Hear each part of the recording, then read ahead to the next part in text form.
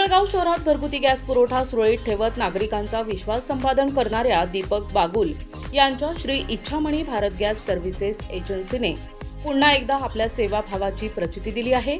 एजन्सीचे संचालक दीपक बागुल यांनी संकट काळातही जबाबदारीने सेवा देत नागरिकांना दिलासा दिलाय।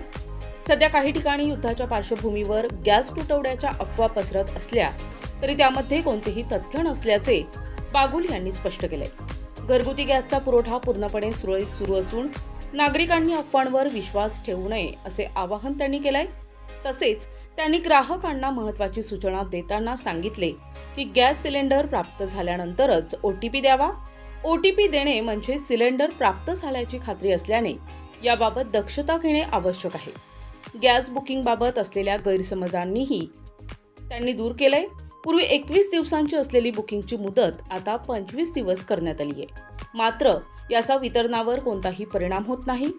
नागरिकांनी गॅस एजन्सीवर अनावश्यक गर्दी न करता संयम राखावा असेही त्यांनी सांगितलंय।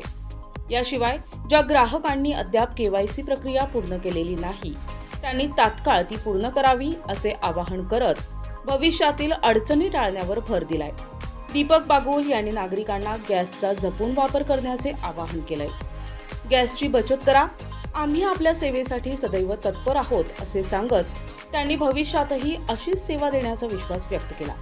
एकंदरीत पिंपळगाव शहरात विश्वासार्ह सेवा, पारदर्शक कामकाज आणि संकट काळातील तत्परता यामुळे Shri Ichhamani Bharat gas services agency नागरिकांसाठी आधारवड ठरत आहे। नमस्कार, मी दीपक बागुल, श्री इच्छामणी भारत गॅस एजन्सीचा संचालक। मी आपल्या चॅनलच्या मार्फत सगळ्या गॅस ग्राहकांना, पूर्ण नाशिक जिल्ह्याच्या गॅस ग्राहकांना आवाहन करतो की असं कुठलीही काही अफवा जी आहे की कुठेही गॅस कमी पडतोय किंवा काही नाही, आम्हाला आमच्या सरासरीनुसार आमच्या जी डिमांड होती अगोदर त्याच्यानुसार आम्हाला आमचा पुरवठा कंपल्सरी येतोय। फक्त लोक घाबरून जी बुकिंग वाढवत आहे त्या घाबरून बुकिंग वाढवल्यामुळे आमची पेंडिंग लिस्ट वाढते आणि त्यामुळे आम्हाला लोकांपर्यंत लवकरात लवकर पोहोचण्यासाठी वेळ लागतोय। पण याचा अर्थ असा नाही की कुठलाही कमी सप्लाय येतोय किंवा काय। आपलं गव्हर्नमेंट, आपलं प्रशासन, आमच्या कंपनीचे ऑफिसर्स, आमच्या ऑफिसचा स्टाफ, आम्ही स्वतःही जास्तीत जास्त प्रयत्न करतोय। सकाळी उठल्यापासून ते रात्री झोपेपर्यंत आम्ही प्रयत्न करतोय की आमच्या ग्राहकांना लवकरात लवकर गॅस सिलेंडर भेटा। मी तुमच्या मार्फत अजून एक सगळ्या ग्राहकांना आवाहन करतो की ज्या लोकांना महिन्यातून लागतोय ते ठीकच आहे, पण ज्या लोकांना 2 महिने 3 महिने गॅस जात होतात त्यांनी कृपया करून पॅनिक होऊन 25 दिवसानंतर लगेच बुकिंग न करता, तुमचं सिलेंडर असेल तर ती सिलेंडर तुम्ही जर बुकिंग नाही केली तरी दुसऱ्या एखाद्या गरजू व्यक्तीला ते सिलेंडर मिळेल आणि त्याच्या घरातली चूल पेटेल। तर तुम्ही पॅनिक न होता तुमच्या नेहमीच्या तुमच्या ज्या सरासरीनुसारच तुम्ही ते सिलेंडर बुक करा आणि सिलेंडर घ्या। अजिबात असं कुठलंही काहीच म्हणजे आहे की युद्धजनक परिस्थिती आहेच, त्यामुळे थोडासा मागे पुढे होतोय।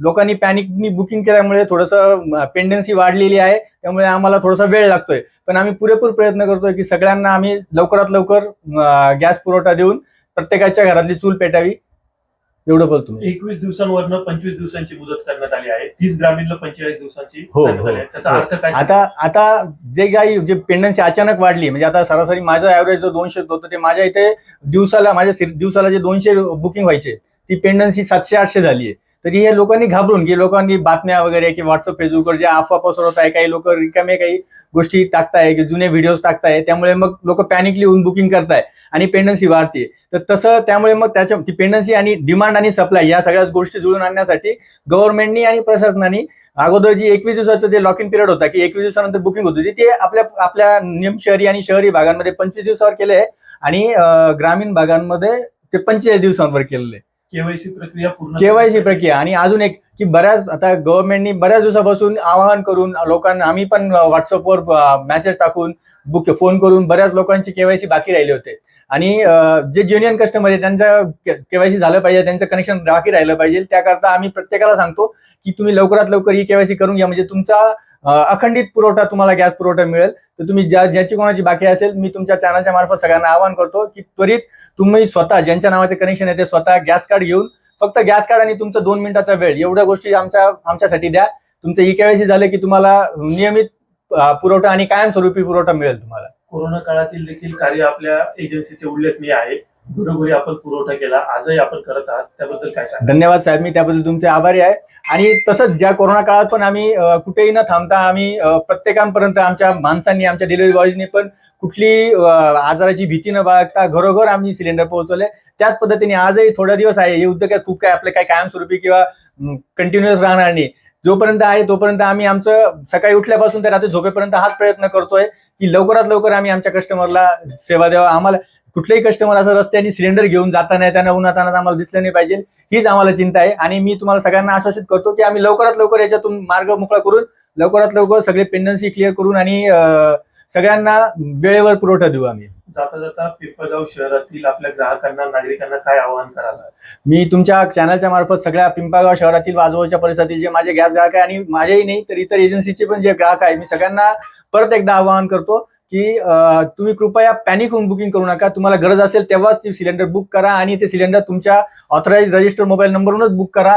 त्यानंतर तुम्हाला सिलेंडर भेटल्यावर तो जो डिलिव्हरी कोड येतो, तो delivery code share delivery code म्हणून एक मेसेज होतो, तो डिलिव्हरी कोड आमच्या डिलिव्हरी मॅनला अवश्य द्या. त्याशिवाय तुम्हाला सिलेंडर तुमचं सिस्टीममध्ये डन होणार नाही आणि त्यानंतर 25 दिवसांनी तुमची बुकिंग होईल.